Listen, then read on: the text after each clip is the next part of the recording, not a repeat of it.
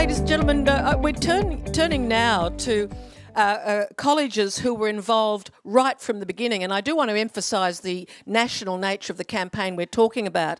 I'd like to welcome up Professor John Slavotinek, who's the Dean of the Faculty of Clinical Radiology, and he's representing today the Royal Australian New Zealand College of Radiologists. Would you please make a radiologist welcome?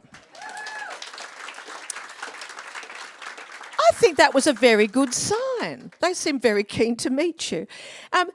Your college has been involved right from the start. Why? Why are you so keen on all this?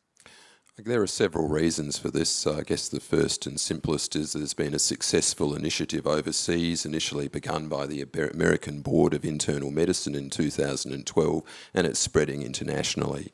The other thing by way of background is there's been a rapid increase in the number and complexity of medical imaging tests, and this, I guess, drives a need for the College of Radiologists to improve the appropriate use of those tests so that resources are used as effectively as possible. In terms of that, one of the elements of the college mission statement, in fact, is around driving the proper, safe and appropriate use of medical imaging. Thirdly, we also are involved for quite some time in a number of initiatives directed at improving appropriateness of imaging.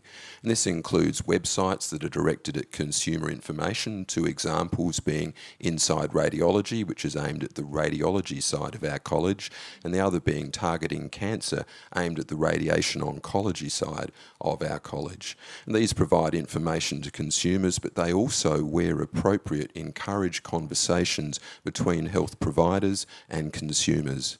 And finally, and perhaps the most important, is I think it's the right thing to do. You've progressed to some new work, and I think particularly tools to help implementation of this campaign within health services. Tell us a little bit about that. So the initial 6 recommendations that the college put forward at the initial launch in April of 2015 are now supported through 2 broad processes. The first is development of educational modules directed at junior doctors and medical students to help them understand what is a clinical decision rule and how is it applied in certain circumstances where a decision is needed about whether imaging, in this case, is necessary.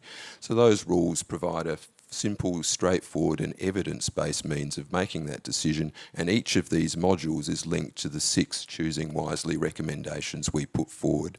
More recently, at the end of last year, we launched an app which is available on smart or mobile phones for both Apple and non-Apple devices. This provides a simple and transparent means of delivery at the point of care to follow a clinical decision rule, so a doctor in practice can follow this and I guess essentially come up with the correct decision about the appropriateness for imaging. Importantly, because it's simple and transparent, it also facilitates a conversation with patients or consumers about why we might do this or perhaps why an imaging test is not appropriate. And what's the College of Radiologists planning to do in the future? What are your next priorities with this campaign? So initially the modules and apps were developed under the leadership of Professor Stacey Gergen at Monash, and that was the first site to deploy. We've deployed now at 15 sites in terms of the educational modules, and the obvious first step is to continue that rollout. We also want to assist radiologists who are often in the initial phase of those local conversations with either universities or healthcare institutions to try and increase the uptake of this initiative. And I think, to keep the answer short, the other very important component of this is we're well advanced in development of the initiative for additional recommendations in the sphere of radiation oncology, an important part of our college. And so we anticipate those recommendations will be forthcoming at the next time that there's a launch of this entity. I have a stepdaughter who's just started her first job as a graduate doctor, and the amount of information hurling at those young doctors who, of course, don't sleep for the first few years, despite all the improvements in that area. You wouldn't have slept probably for decades when you trained. But my point is they are inundated with information. So is this reference to things like smartphone apps, to brevity, critical in punching through?